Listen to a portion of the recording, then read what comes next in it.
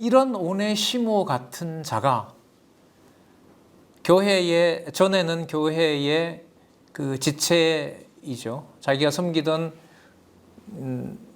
성도인 그 지체를 손해를 끼친 자가, 그런 자도 하나님의 복음을 위하여 어떤 상황이 되더라도 그 상황을 오랫도록 그 자리를 지키도록 하세요. 그게 뭐냐 하면 데살로니가 전서에 나타난 거룩한 생활이에요. 거룩한 생활은 뭐냐 하면 성령께서 믿음을 주신단 말이죠. 그 믿음에 의해서 사랑의 수고가 나오게 되고요. 사랑의 수고를, 여기에 이제 본문하고 관계돼요. 사랑의 수고를 한두 번 하는 것이 아니라 뭐 하게 해요? 소망을 가지고 견디도록 하세요. 그러니까 굳건한 믿음의 생활이 이루어지면 내가 맘만 먹으면 의지를 가지고 실천하는 것이 아니라 누가 그렇게 해주신다는 거죠?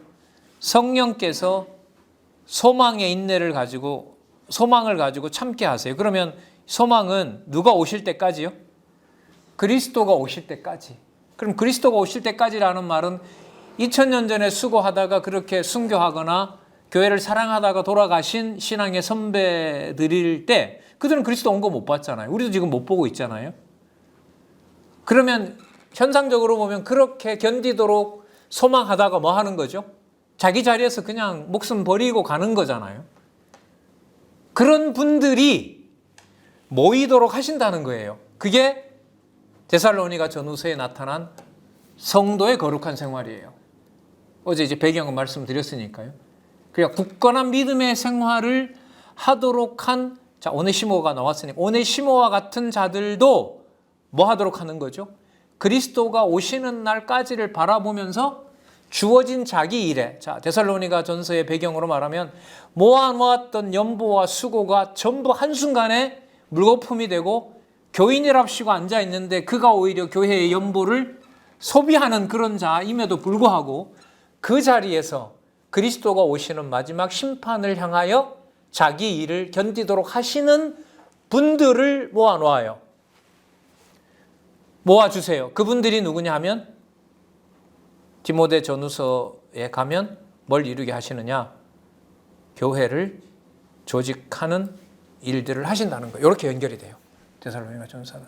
그래서 데살로니가 전후서에 그리스도의 재림이 나오는 이유는 인간적으로 보면 여기서 고생하다 죽더라도 여기에서 결과 보상을 받으려고 하지 마라. 누가 오셔야 해결되는, 누가 오셔서 그 문제를 해결해 주신다? 그리스도가 오셔서. 여기 보면 나오죠? 죽은 자의 부활, 예수님 재림, 도적같이 강림하고, 자, 그 다음에 거룩함과 흠없게 보존되고, 고린도 후서에 가보면 여기 볼까요? 망할 자에게 환난을 당하나 안식의 소망으로 생활한다. 망할 자들에게 심판받을 자들이 오히려 더 설쳐요. 그러니까 교회가 언제 연보가 모이는지 기다리고 있는 거예요. 뭐 해가려고? 약탈해 가려고. 그 상황에서 그걸 견디도록 하는 분들이 있다는 거예요. 그럼 제가 이걸 보면서 좀 더 말씀드리고 할까요? 강림에 관하여 두렵거나 미혹을 받지 말아요. 또 어떤 자들이 있냐면, 야, 곧 온다 했으니까, 곧 온다고 했으니까 뭐 그렇게 모아놓을 필요 없다. 모아놓을 필요 없고 빨리 우리가 쓰자. 그래서 예수님이 곧 온다는 말을 자기 의미대로 해석하는 거예요. 이게 얼마나 어렵겠어요. 소망을 가지고 살려고 견디게 되면 곧 온다고 유혹하고, 또 그래서 좀 모아놓으면 언제 모아준지 보고 있다가 그 교회의 연보를 약탈해버리고 가져가서 써버리고. 자, 그러면서 여기 나오죠. 규모 있게 행하, 밤낮으로 일하며 본받게 생활하도록 하세요. 야, 저 어떻게 저렇게 견디지 사람이? 이런 어떤 일들이 벌어지는데 그 가운데 이 모든 생활을, 거룩이라는 게 세상과 다른 거잖아요. 세상과 다른 이해관계 속에서 그걸 견디는 분들을 남겨준다는 거예요. 아까 우리 오네시모 얘기했지만 그런 자들까지도 포함해서, 그런 분들까지 포함해서. 그래서 순천도 여러분 마찬가지인데요. 이게 아주 격동의 시간을 보냈던 예순 사건 여러분들 잘 아시잖아요. 그 사건에서부터 뭐 제주 4.3으로 이어지는 일들이 바로 이 원인을 여기서 제공하자. 여기 있는 부대들이 그 이승만 대통령이 가서 그 제주 사람들 다 쓸어버리라고 하니까 여기 있는 부대가 말을 안 듣잖아요. 어떻게 내 민족을 내가 총으로 다 쏴 죽이냐고. 그렇게 반란을 일으키고 구례 쪽으로 가다 거기서 완전히 다 소탕이 되고, 그 사이에 선교사들 이런 분들이 희생을 또 당하고 교회도 피해를 보거든요. 순천 지역뿐만 아니라 제가 그때 말씀드렸죠. 우리나라는 남한도 그렇고 북한도 그래요. 자기가 있는 지역에서 차로 1시간 이내에 모두가 다 순교지예요. 순교지가 아닌 데가 없어요. 재작년에 제가 그 기록을 보고 좀 너무 부끄럽고 좀 놀라서 제 고향에 가보니까 집에서 15분 차를 몰고 가면요, 그 순교비가 있는 교회가 있어요. 전 장로교 통합 출신인데 거기는 감리교였어요. 그 네비우스 정책에 따라서 선교사들이 강원도 동해안 쪽은 감리교를 하는 걸로 이렇게 허락을 해주거든요. 이쪽에 경북 저 밑에 쪽은 뭐 카나다 장로교, 뭐 저기 호주 장로교, 이렇게 미국 북장로교, 남장로교 이렇게 해서 한국 조선에서만큼은 우리가 선교지 가지고 서로 싸우지 말자 이렇게 하면서 우리나라는 그러다 보니까 이제 강원도 그 바닷가 쪽으로는 감리교가 많아요. 제 교회 제가 차를 가보니까 딱 순교비가 있더라고요. 이런 장면. 그러니까 일본이 데리고 가서 막 손톱을 다 빼놓는 거예요. 대전교소도 가서. 그러다 이제 거기서 이제 돌아가신 거죠. 그 후손들이 신앙생활 하는지는 주일날이 아니어서 뭐 확인은 못했지만은요. 그러니까 무슨 말씀 드리려고 하냐면, 한국교회 140년 역사 동안 여러분들과 제가 있는 터는 신앙의 선배들로 하여금 그런 분들로 세워진 교회예요. 그 미국 서울에 가면 양화진에 가면 외국인 선교사들 무덤이 있거든요. 제가 2번이나 이제 가봤는데, 가면 묘비예요. 출생일 사망일이 있어요. 예를 들면 1905년 5월 사망일, 1905년 8월. 몇 개월 산 거예요? 3개월 산 거예요. 엄마 아빠 따라와서 풍토병 걸려가지고 온 가족이 다 죽는 거죠. 그리고 어떤 데 묘명비의 이름도 있어요. 그 박사학위를 받고, 신학 박사학위를 받고 한국에 처음으로 선교지 파송을 온 그 이름은 잃어버렸네요. 그야말로 아가씨 선교사 와서 3개월 만에 내려서 병들어서 시름시름 앓다가 3개월 만에 죽고 가면서 하는 말이, 가난한 나라인 것 같고 뭐하지만 그들의 눈빛에서 분명히 여기는 하나님의 나라가 섭니다 라고 그렇게 유언하고 죽은 자들도 많아요. 그 수백 명의 그 묘비들이 있거든요. 그럼 한국 교회가 뭐 한다 또는 우리 내에서 교회가 왜 이 모양이야 이런 비판을 그걸 통해서 이제 자극을 많이 받았고요. 지금 여기 보면 데살로니가 전후서에 보면 그렇게 엉망이고 그렇게 교회가 무너지는 것처럼 보이는데, 굳건한 믿음의 생활을 그리스도가 오시는 날까지 소망의 인내를 가지고 견디도록 하는 분들이 있다. 이게 바로 데살로니가 전후서의 성도의 거룩한 생활이에요. 디모데 전후서로 간다면은 누구를 준비해 놓는 거죠? 한 번 있다 그냥 가버리는 것이 아니라 그 주어진 교회에서 성도들이 해를 끼친다 하더라도 자기 자리에서 하나님의 일을 하도록 하는 바로 그런 분들이 존재한다는 것이 데살로니가 전후서예요. 그래서 데살로니가 전후서는요, 내용 이해보다가 왜 이런 내용들이 이 위치에 있는가를 아는 게 중요해요. 데살로니가 전후서는. 그러니까 항상 기뻐하라, 쉬지 말고 기도하라, 범사에 감사하라. 얼마나 설교로 그냥 다른 맥락과 상관없이 설교를 했어요. 진짜 왜곡을 많이 시킨 부분이거든요. 그게 아니죠. 그런 부분이 아니에요, 이게. 자, 그래서 다는 못하지만은 데살로니가 전후서도 그런 맥락에 있다는 것을 한번 말씀을 드리고요. 그러니까 그런 분들을 세워주셔서 뭐보다가 뭘 더 사랑하게 해요? 자기 자신보다 하나님의 교회와 성도를 더 사랑하게 하죠. 그런 분들이 만들어지는 게 여러분 뭐냐면 교회 조직이에요. 이 조직은 여러분 그럼 무슨 문화가 아닐까요? 그리스도의 종으로 내가 이만큼 고생했으니까 지금부터 내 말 들으라 이렇게 가는 게 아니잖아요. 아니죠. 그래서 빌레몬서에 가면 사도 바울이 그렇게 만만하고 명령을 해도 되는 누구에게도, 빌레몬에게도 뭐 하지 않는다? 명령하지 않게 하는 문화가 되는 거예요. 제가 옛날 어떤 강의에서 얘기를 했는데 제가 학생 시절에 만났던 학생이 이제 복음을 듣고 같이 교사가 된 거예요. 그런데 학교에서 야자하던 반말을 못 하겠는 거예요. 제가 제 입으로 교사입니다. 이분은 이번에 같이 봉사하기로 하셨습니다라고 발표를 했는데 야 누구야 라는 소리를 못 하겠는 거예요. 그래서 선생님 이렇게 제가 불렀거든요. 제 애가 그걸 보고 있다가 그래 아빠 웃긴다. 저희 집에 그 학생들이 왔거든요. 같이 놀기도 하고 아빠 어제까지 뭐 야자하다가 뭐 선생님이라 그래? 아빠 진짜 웃긴다 이러는 거예요. 그래서 이제 그 이유를 그렇게 잠시 설명을 했는데 데살로니가 전후서에 바로 이러한 분들이 조직이 됐다 하더라도 빌레몬서를 가지고 와서 말씀드리면 미리 이래라 저래라 명령할 수 없는 문화. 그래서 여러분 기지협의 체제개혁의 핵심은 뭐죠?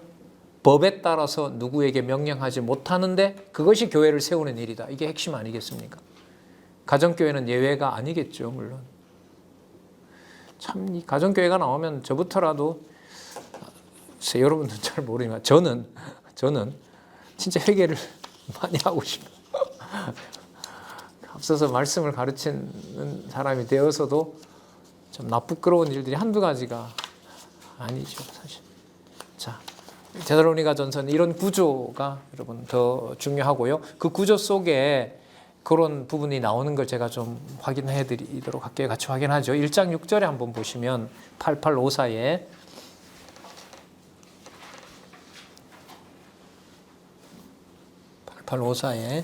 제가 읽어볼게요. 1장 6절 또 너희는 많은 환난 가운데서 성령의 기쁨으로 성령이 주시는 기쁨으로 또 진리를 받아 우리와 주를 본받는 자가 되었어. 이런 분들이 계신 거예요. 이런 분들이 이 데살로니가에 성도들이 있는 거죠. 사람으로 보면 도저히 기뻐할 상황이 아닌데 성령의 기쁨으로 바울을 통하여 받았던 그 말씀을 가지고 우리와 주를 본받는 자 된다는 말은 뭘 본받는 걸까요? 고난을 본받는 거잖아요, 이게. 예. 자, 10절 볼까요?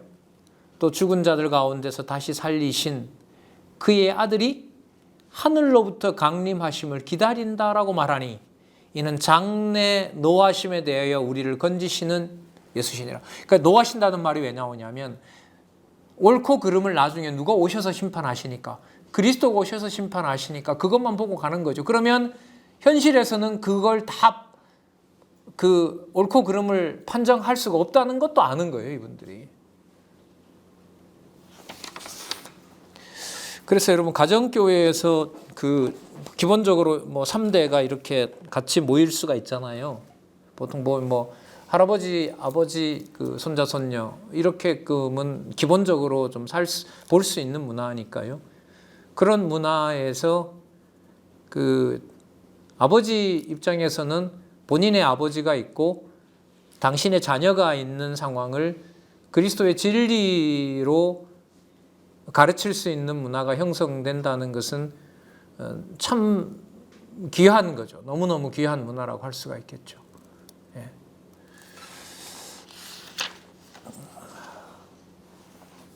그러나 여러분 가족 관계가 결코 뭐 핵심이나 본질은 아니라는 거 여러분 너무나 잘 아실 겁니다. 양육교회로 보면 함께하는 지체들의 교회 관계에서도 마찬가지겠죠. 예. 어떤 일을 같이 해나가는 은사교회에도 마찬가지고요. 자, 2장 1절을 한번 볼게요. 2장 1절과 2절을 에베소서와 연결을 좀 지어봐야 될 것 같아요. 2장 1절 형제들아 우리가 너희 가운데 들어감이 헛되지 않은 줄을 너희가 친히 아나니 너희 아는 바와 같이 우리가 먼저 빌립보에서 고난과 능력을 당하였으나 한번 잘 구단 보세요. 우리 하나님을 힘입어 많은 싸움 중에 하나님의 복음을 너희에게 말하였노라. 그럼 쉽게 전해진 게 아니죠. 자, 에베소서와 관련시킨다고 했는데 우리 하나님을 힘입어 많은 싸움을 할 수 있도록 에베소에서 뭐 시켜줬죠? 전신갑주를 입도록 한 거죠. 그럼 이런 표현이 여기에만 등장하는 것이 아니라 이미 어디에 연관이 된다? 무장과 관련해서 보더라도 에베소서에서부터 계속해서 지금 연결되고 있는 구문이다라는 겁니다. 그리고 계속 앞뒤로 왔다 갔다 하는 거죠. 성경은 한 권이 강론집은 서너 권씩 가져다닐 수가 없기 때문에, 그리고 성경 본문은 우리가 스마트폰으로도 여러분은 그거 활용하시죠? 스마트폰에 이제 그 어플 많잖아요. 성경 본문 나오는 어플 깔아서 읽으시다가 여러분 스크린 캡처라고 아세요?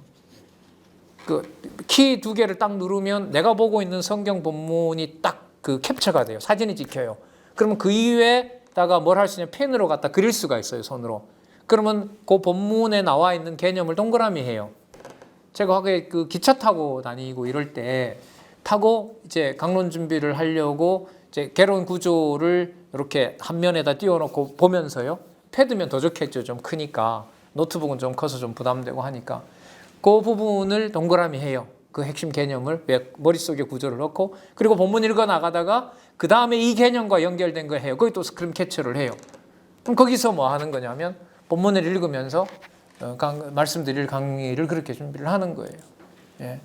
그러면 그거 캡처해 놓으면 내가 어디에 지금 본문을 읽고 있다가 했는지도 체크가 되고요. 진짜 어제 우리 집사님 얘기하셨지만 현재 우리 상황은 성경을 어느 곳에 있든지 자기 스스로 공부할 수 있는 환경은 제가 볼 때 100% 이상으로 마련이 됐어요. 진짜 거의 부족할 것이 없는 상황으로 이 과학기술 문명을 통해서 하나님 주셨다고 봐요. 예. 마침도 지금 저도 영상 녹화해놓고 왔습니다만은 뭐 핑계를 댈 수 없는 그런 여건 속에 저희들이 있습니다. 자, 4절에 보면은요.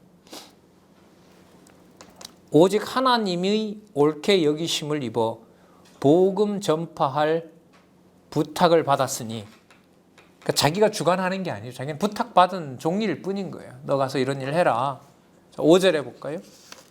너희도 알거니와 우리가 아무 때에도 아첨하는 말이나 탐심의 탈을 쓰지 아니한 것을 하나님이 증거하느니라. 그럼 반대로 말하면 데살로니가 교회가 어려움을 얻고 있는 것은 뭐 하는 거죠? 그 연보를 가져가려고 뭐 하는 거죠? 지도자에게 와서 아첨하는 거예요.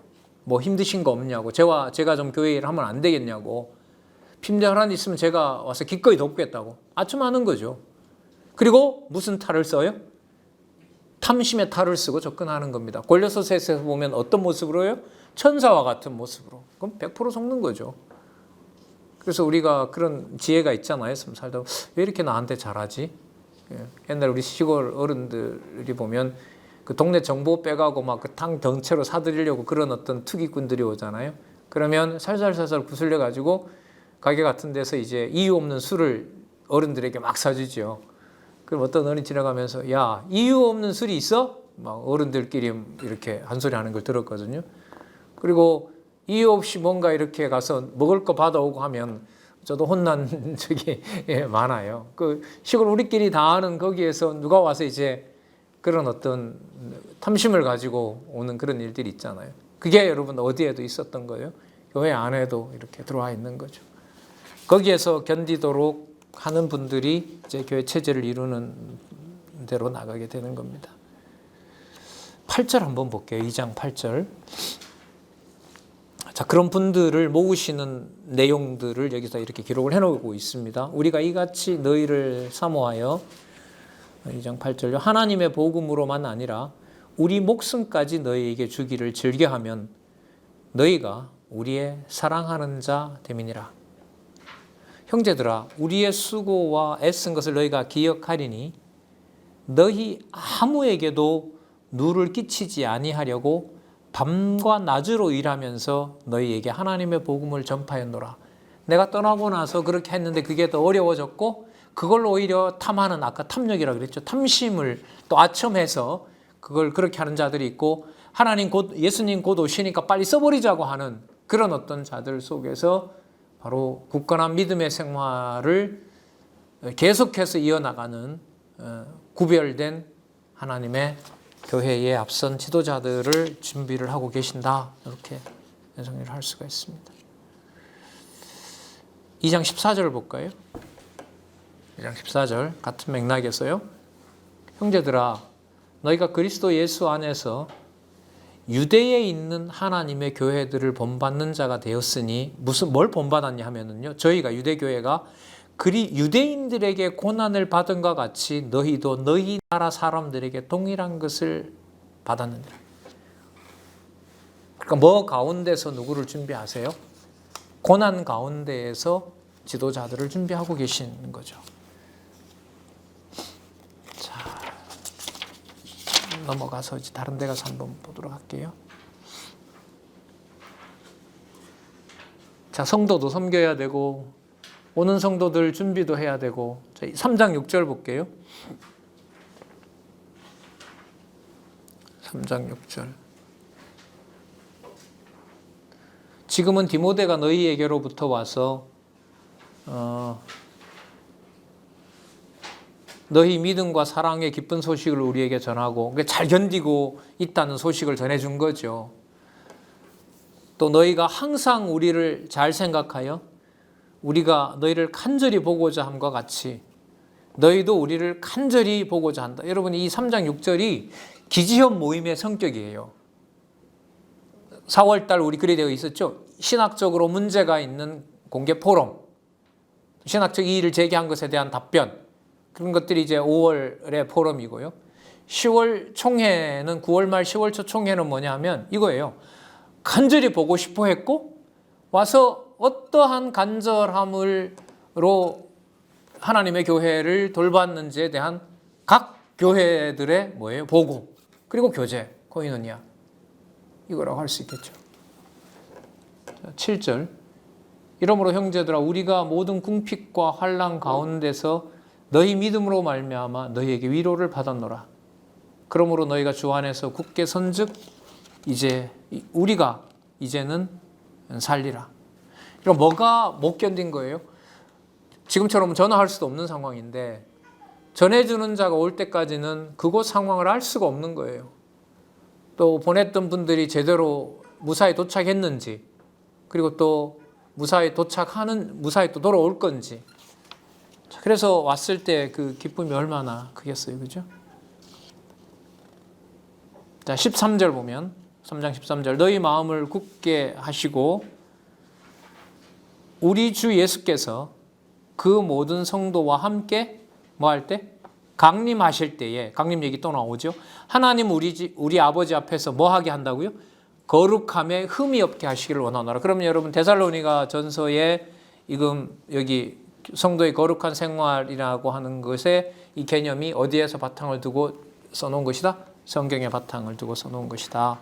그래서 여러분 요럴 때는요, 그 데살로니가 전서 제목 있죠? 제목에 가셔서 이렇게 메모하면 공부하는데 도움이 돼요. 그 몇 페이지냐면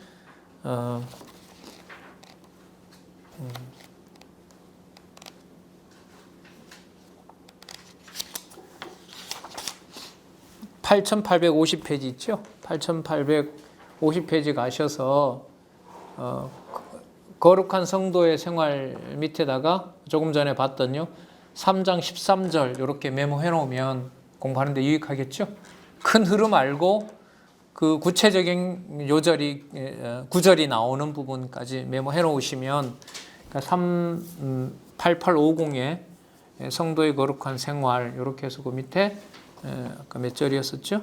3장 13절 참고 이렇게 해놓으시면 도움이 되겠죠. 1대1로 갖다 말을 맞추는 이런 의미는 아닙니다. 큰 구조를 가지고 접근하면서 이런 게 필요합니다. 자,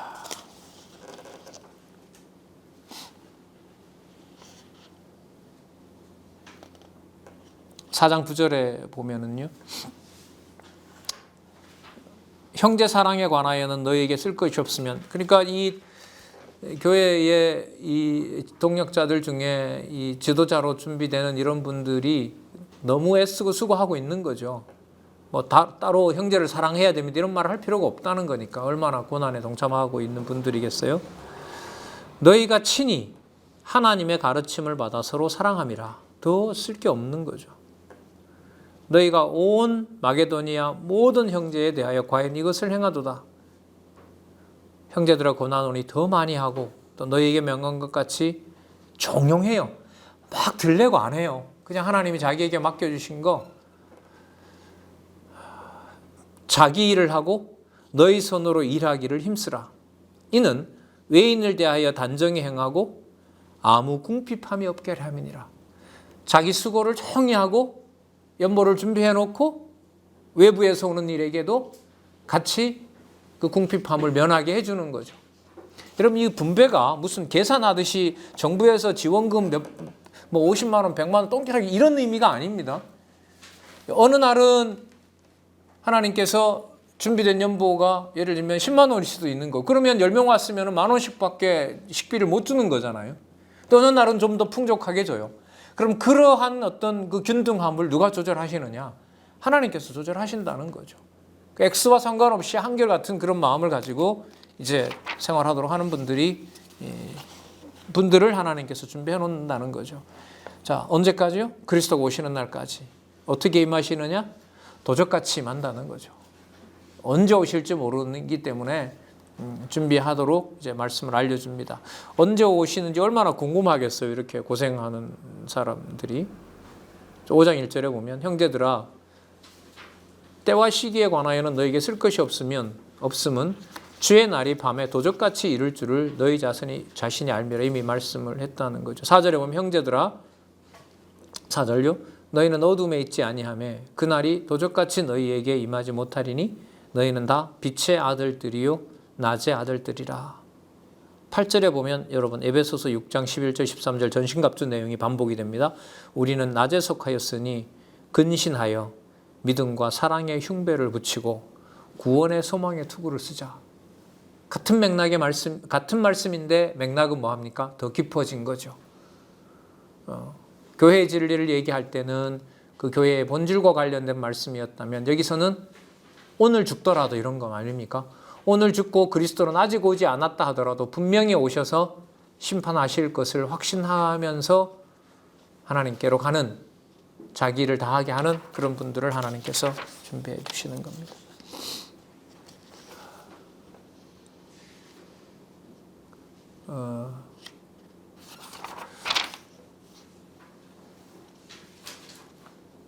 그리고 이분들의 이러한 그 성도들의 거룩한 생활은 결국 말씀을 지키는 일을 하고 관계가 되죠. 자, 우리 그 5장 17절 한번 볼까요? 이제 요절이기도 하면서 그 다음에 나오는 말씀이 좀 계속 중요한 의미를 가지고 있어서요. 제가 읽어볼게요. 5장 17절 쉬지 말고 기도하라 범사에 감사하라 이는 그리스도 예수 안에서 너희를 향하신 하나님의 뜻이니라. 볼게요. 그 하나님의 뜻이 더 구체적으로 19절 성령을 소멸치 말고. 그럼 성령 소멸치 않는 게 뭘까요? 바울을 통하여 전해준 그 말씀에 뭐 하는 겁니까? 귀를 기울이는 거죠.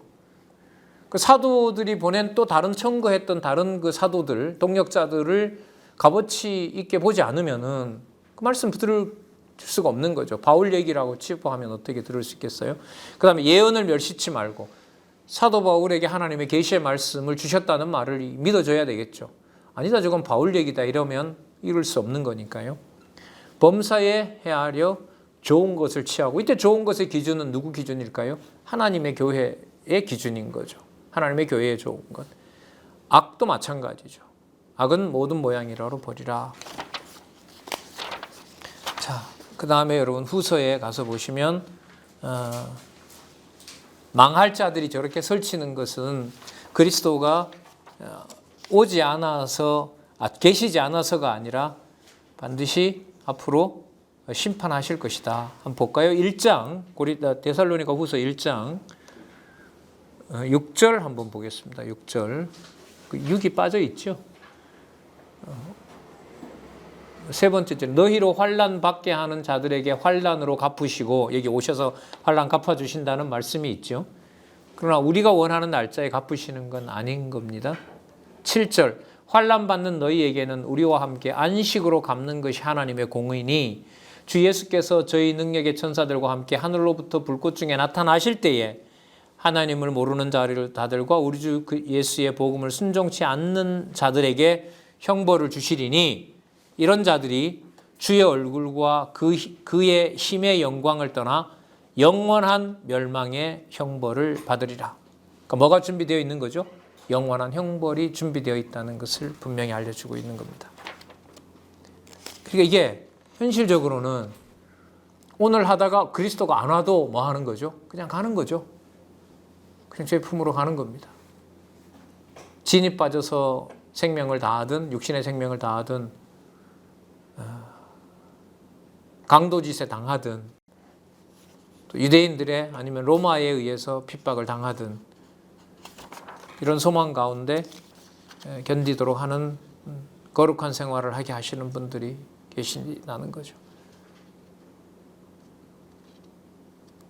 아직 오지 않고 2장과 3장에 보면 뭐냐면 여기 보면 여기 있죠. 요거 불법자. 나중에 적그리스도인데 적그리스도가 아직은 설치고 있지 않다.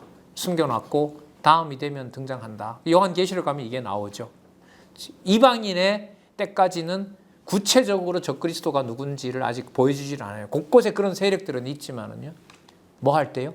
유대인에게 돌아가고 유대인들을 중심으로 한, 그러니까 이방 구원이 끝나고 그리스도가 오실 때 누가 등장해요?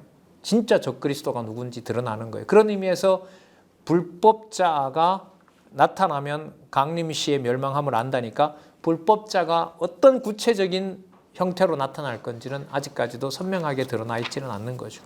그러나 곳곳에 뭐는 있어요? 교회를 회방하는 또 그러한 적그리스도들은 존재하고 있는 거죠. 자, 그래서 3장으로 가서 좀 말씀을 드릴까요? 성경 공부 관련된 얘기를 또 하나 짚고 넘어갈게요. 2장 15절 보세요. 2장 15절. 아까 골로새 교회도 보면 말씀을 서로 이렇게 돌려서 읽어보라고 권면했습니다. 15절에 보면 이러므로 형제들아 굳게 서서 말로나 우리 편지로 가르침을 받은 유전을 지켜라. 그런 전통은 지켜나가라는 거죠. 그러면 여러분 이런 분들이 이런 어떤 거룩한 생활을 하는 분들을 하나님께서 준비를 하도록 하시고 이분들로 하여금 양보할 수 없는 일을 하시도록 하는데 그게 바로 뭐겠어요? 진리의 말씀을 전하는 문화를 만들어 주시는 거죠. 그러니까요. 가정교회로부터 시작해서 많은 교회들의 진리의 말씀이 듣든지 안 듣든지는 상관없어요. 그건 어떻게 보면 우리 일이 아니잖아요. 그러나 선포하는 자가 있느냐 없는 자의 차이는 엄청 큰 겁니다. 네. 자, 그래서 하나님께서 지켜주시기를 원하는 거죠. 거룩의 주체는 바로 주관자는 하나님이 되시는 겁니다. 3장 4절 너희에게 대하여는 우리의 명한 것을 너희가 행하고 또 행할 줄을 우리가 주 안에서 확신하노니 주께서 너희 마음을 인도하여 하나님의 사랑과 그리스도의 인내에 들어가게 하시기를 원하노라. 자, 그렇게 하는 것은 3장 8절 볼까요? 3장 8절 누구에게서든지 양식을 값없이 먹지 않고 오직 수고하고 애써 주야로 일함은 너희 아무에게도 누를 끼치지 아니하려 함이니 우리에게 권리가 없는 것이 아니요 다만 오직 우리 스스로 너희에게 본을 보여 우리를 본받게 하려 함이니라. 그래서 어떨 때는 좀 부하고 어떨 때는 또 가난하게 되고 그때마다 하나님이 주신 그것을 그런 상황에 처할 수 있다라고 하는 말씀을 우리는 어제 확인했습니다. 3장 11절에 보면 이 교회의 상황과 관련된 내용이 나오죠. 어떤 상황에서 거룩한 자를 준비하는지 우리가 들은즉 너희 가운데 규모 없이 행하여 이 내용을 사전적으로 좀 찾아보면은요 게으르고 무책임한 거예요. 이게 게으르고 여기 이제 주석에도 그래 나오죠. 자, 게으르고 무책임하고 어떤 책임도 안 지고 도무지 일하지 아니하고 일만 만드는 자들이 있다 하니 이런 자들에게 우리가 명하고 주 예수 그리스도 안에서 권하기를 종용이 일하여 자기 양식을 먹으라. 아주 구체적으로 얘기를 하고 있죠. 자, 디모데 전후서에 가면 이런 자들에 대해서 뭐라고 하냐면 이런 자들이라기보다 그 가족이 있을 때는 그 가족이 교회에 누를 끼치지 않기 위해서 혈육이 일단 먼저 책임을 져줘라. 왜 하나님이 그렇게 하도록 혈육 관계를 만들어 놓은 거니까 저렇게 이제 교회에 대해서 얘기를 합니다. 자, 어제부터 강조를 좀 많이 드렸죠. 이런 분들이 뭘 하도록 하신다는 거죠? 모아주셔서 조직하도록 하세요. 그럼 모여서 이분들이 어떤 행정을 할까요? 아까 보여주셨던 그런 그리스도와 사도 바울의 고난에 동참하여 하나님의 교회를 무엇으로 지키는 겁니까? 진리의 말씀으로 지키는 거죠. 교회의 어떤 지도자의 처음이자 마지막 요건은 진리의 말씀을 안내해주고 자기에게 주신 은사대로 그 진리의 말씀을 보존하도록 하시는 그 임무가 누구보다가도 중요한 일이죠. 그래서 기독교 지도자 협의회의 고유한 일은 딱 두 가지입니다. 진리 확인, 상반기에. 그리고 진리 확인을 하고 진리 확인을 한 분들로 하여금 총회에서 진리 확인을 통해서 어떻게 교회들을 하나님께서 살아계셔서 돌보셨는지 그걸 스스로 보고하는 내용. 추임받고 받아주시고 이런 게 아닙니다. 이번에 장안중앙교회 총회를 사이버 영상으로 했는데요. 거기에 이제 개혁에 대한 어떤 글을 쓴 이제 원로의 제안은 바로 뭐냐면 받아주시기 바랍니다. 박수로 동의 이런 절차도 여전히 누가 누구에게 허락을 받는 문화이기 때문에 양지하여 주시기 바랍니다. 그리고 쭉 보고하면 수고하셨습니다. 감사합니다. 이런 절차로 총회도 진행되는 것이다. 진행됐으면 좋겠다. 그렇게 이제 얘기하는 걸 들었는데요. 마찬가지죠. 그래서 이 조직이라는 게 우리로 말하면 누가 명령하고 그 명령을 받는데 너무 익숙하다 보니까 이 조직을 앞에 맥락하고 떼버리면 이 조직은 교회 목사가 있고 누가 있고 이런 어떤 걸로 갑니다. 절대로 그게 아닙니다. 그게 아니려면 어디에서부터 와야 돼요? 적어도 에베소서에서부터 와야 되는 거예요. 자, 어떻게 하시죠? 소명하도록 합니다. 불러냅니다. 어떤 자도요? 디모데 같이 어린 자도 어디에 충실하게 해서요? 어렸을 때부터 말씀을 깨닫도록 하셔서. 그 나이 문제는 아닌 거예요. 나이 문제는 아니에요. 그러나 연륜이 나이가 적다 하더라도 어렸을 때부터 하나님의 말씀을 좋아하고 하나님 말씀을 깊이 연구하는 그런 자를 하나님이 보내주실 수가 있는 거죠. 전 진짜 그랬으면 좋겠다는 게 요즘 기도인 겁니다.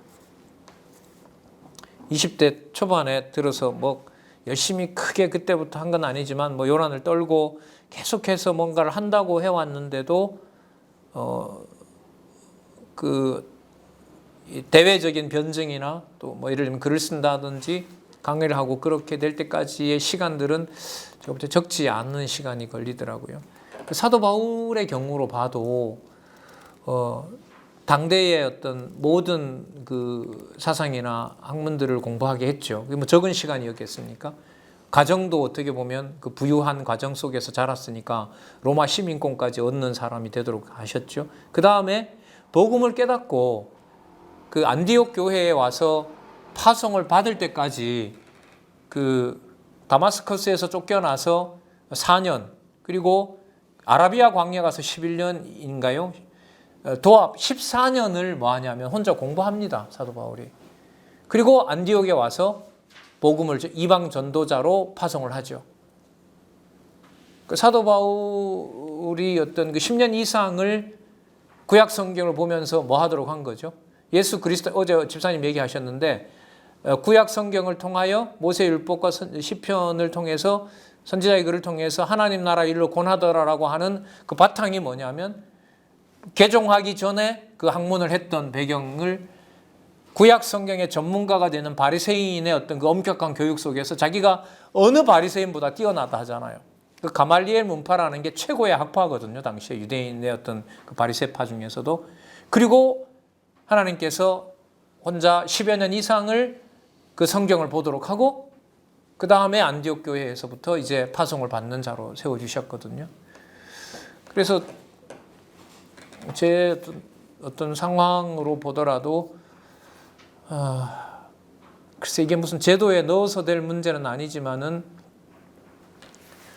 10대 지나서 어떤 그 머리가 이제 이렇게 생각하고 논리적으로 고민하고 이런 어떤 세대부터 준비된 그런 하나님의 그 진리의 은사를 가진 자들을 하나님께서 좀 보내주셔야 되는 게 아닙니까? 이제 이런 생각을 많이 하게 됩니다.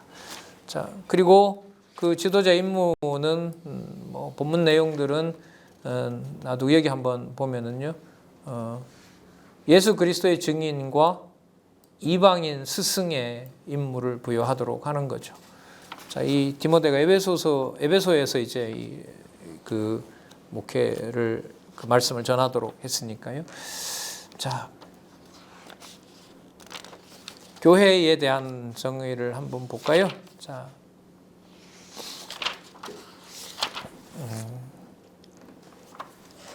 그리고 지도자의 요건에 보면 그게 나오죠. 가르치기를 잘하며 이게 이제 교회의 지도자로 하나님께서 세워주는 중요한 그 환경이라고 할 수가 있습니다.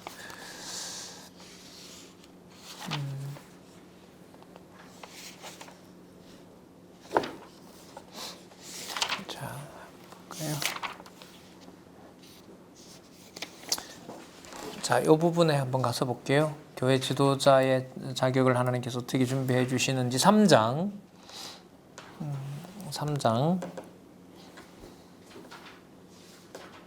14절 보겠습니다. 3장 14절.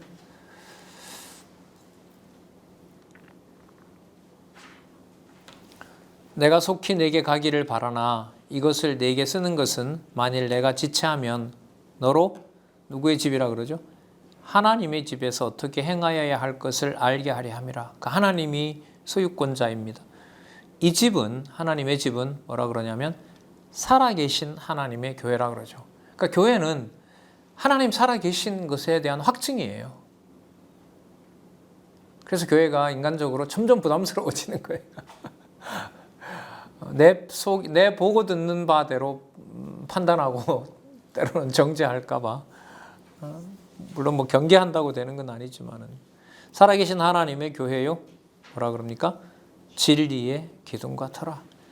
살아계신 하나님의 증거를 받은 바 진리를 통하여 전달하고 그것을 믿게 하는 것.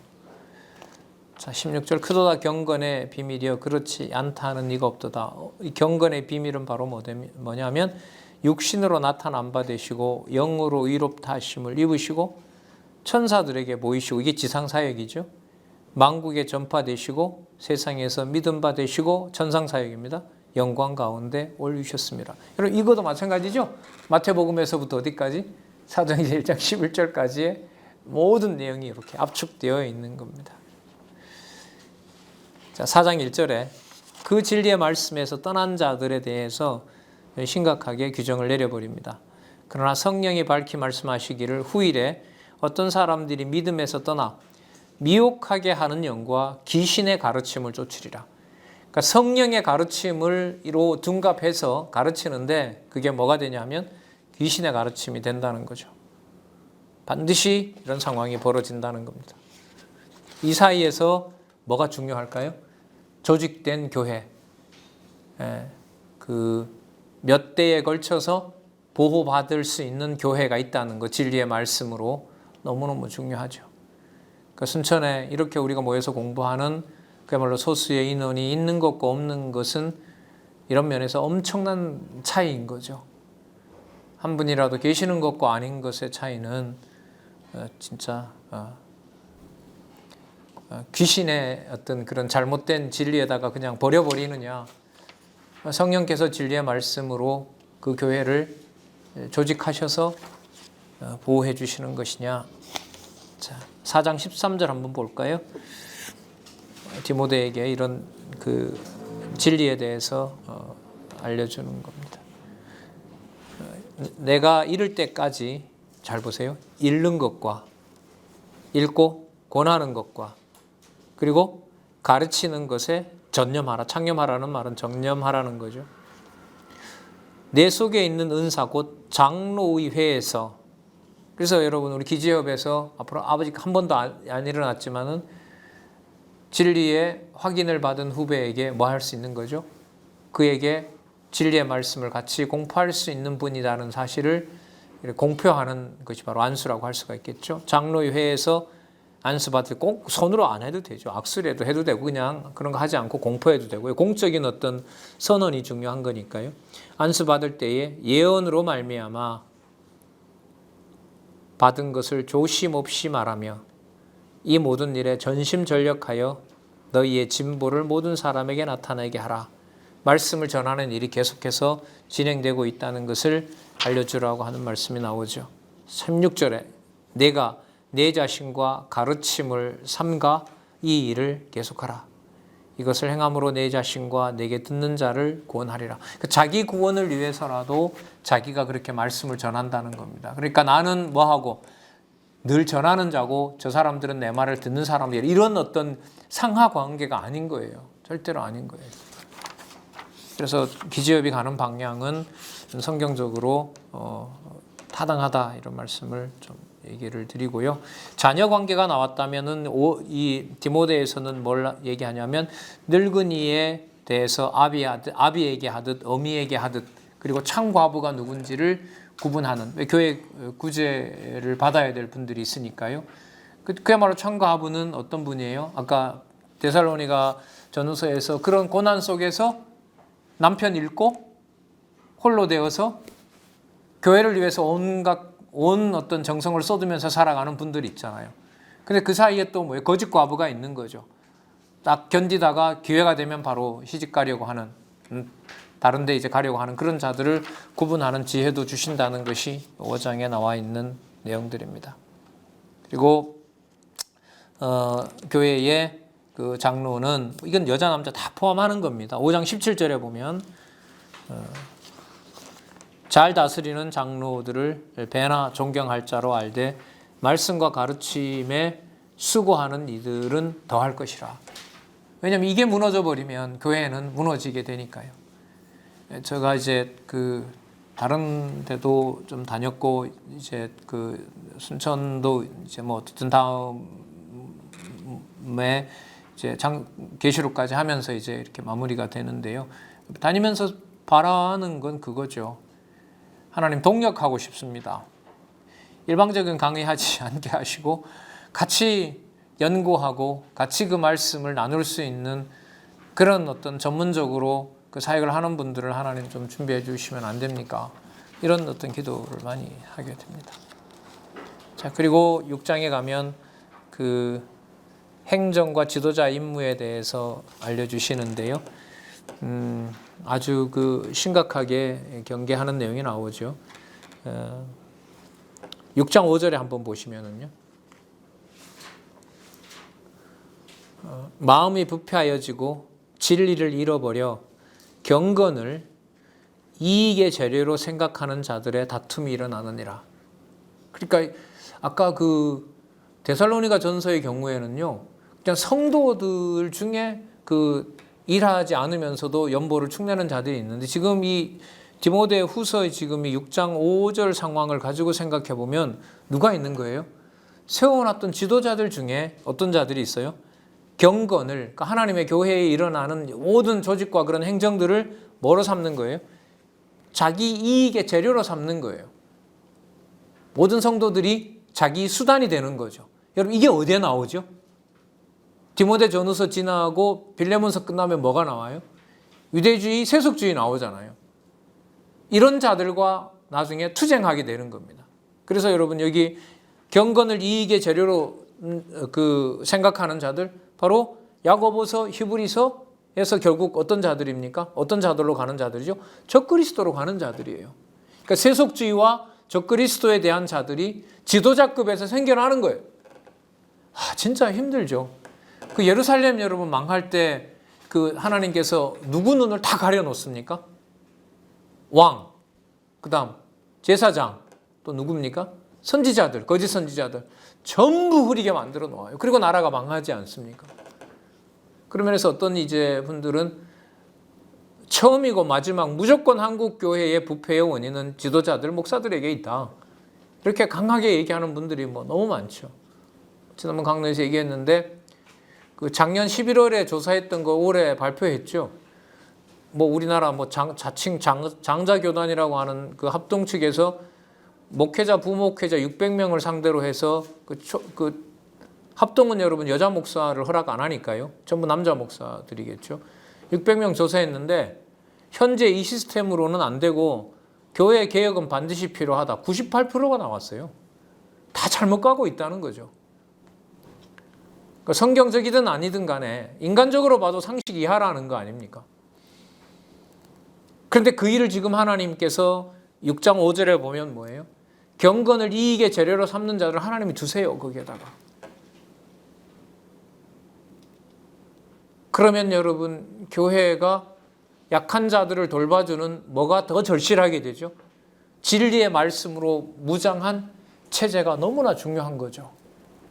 그러니까 여러분 기지협을 우리가 비록 모이지는 못했지만 전체적으로 진리를 확인해주는 많은 신앙의 선배들을 후배 입장에서 보면은요, 선배들을 모아주는 확증을 해준다는 말은 진리를 지켜나가는 이 배가, 이 진리호가 어떻다?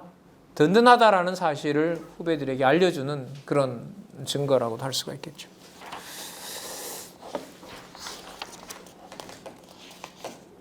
이 히브리서 6장도 참 처음부터 끝까지 하나도 하나도 간과하고 싶지 않아요. 참 건너뛴다는 게 좀 아쉬움이 많이 큰데요. 자, 8절부터 읽어보겠습니다. 그리고 오늘 말씀 마무리하도록 하겠습니다. 우리가 먹을 것과 입을 것이 있은즉 족한 줄로 알라. 아까 그 탐심을 일으키는 자들에 대해서 경계했잖아요. 9절에 부활이 아는 자들은 시험과 얼무와 여러 가지 어리석고 해로운 정욕에 떨어지나니 곧 사람으로 침륜과 파멸이죠. 파멸과 멸망에 빠지게 하는 것이라. 10절에 돈을 사랑함이 일만에게 뿌리가 되나니 이것을 사모하는 자들이 미혹을 받아 믿음에서 떠나 많은 근심에서 자기를 찔렀도다. 예수님께서도 하나님과 재물은 겸하여 섬길 수가 없다. 나중에 계시록에 가면은요, 적그리스도가 뭐까지 팔아먹죠? 성도들의 영혼까지 매매한다 그래요. 여러분 이게 한국교회에서 일어나잖아요. 광고에 그래 나오죠. 성도수 얼마, 연보액 얼마, 교회 인수하실 분. 이게 광고에 나와요. 이게 한국교회예요. 참 진짜 무섭고 떨립니다. 이렇게 좋아하다가도 말씀 좋아하다가 하나님 이런 데다가 그냥 진짜 던져버리면 진짜 생각만 해도 참 무섭죠. 6장 17절 보겠습니다. 17절. 그러니까 여러분 가르쳐주는 자와 가르침을 받는 자가 있는 조직과 진리의 말씀으로 함께하는 교회들이 있다는 것은 이 시대에 너무너무 중요합니다. 너무너무 귀한 가치가 있고요.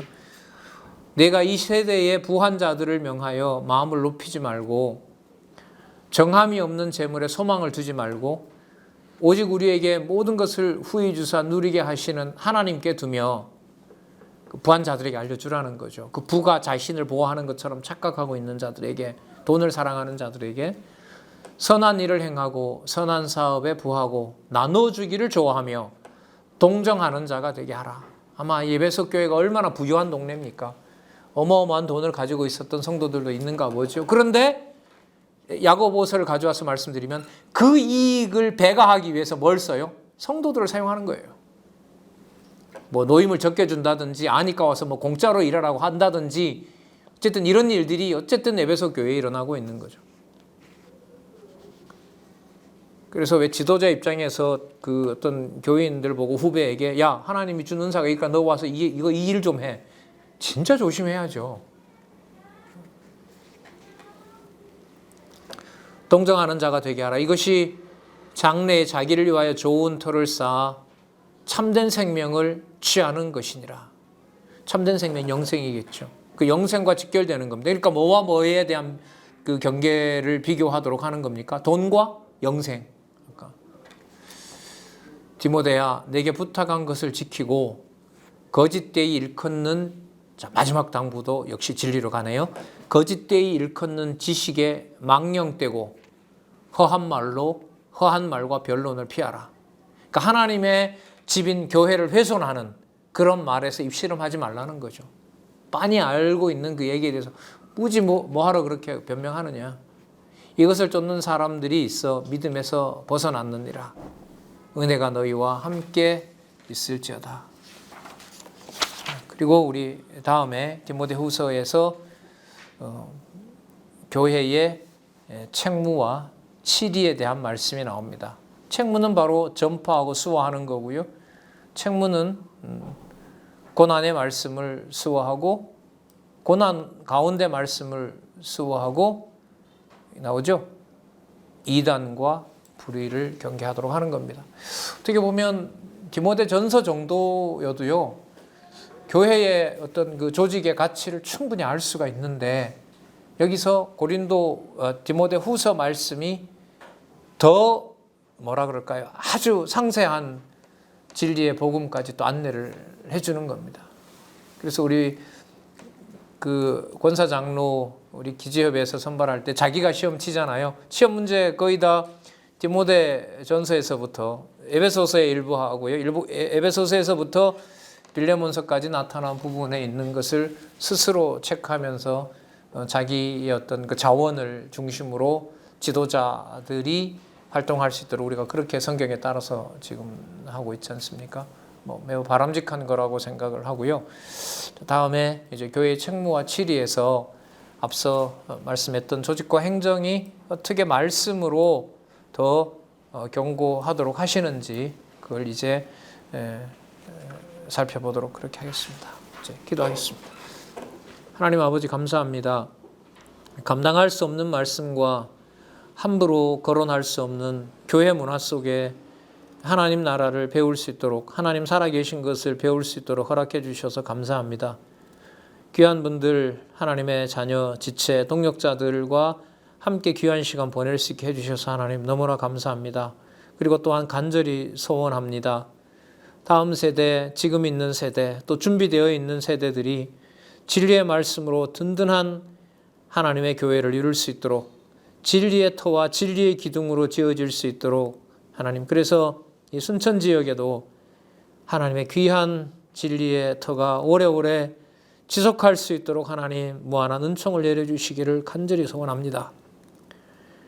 우리의 소원 따라 우리의 욕심 따라 구하지 말게 하시고 하나님께서 준비된 귀한 진리의 터가 마련될 수 있도록 또 유지될 수 있도록 하나님 인도하여 주시고 무한한 긍휼로 진리의 말씀을 이곳에서도 보호하여 주시옵소서. 예수님의 이름으로 기도드렸습니다. 아멘.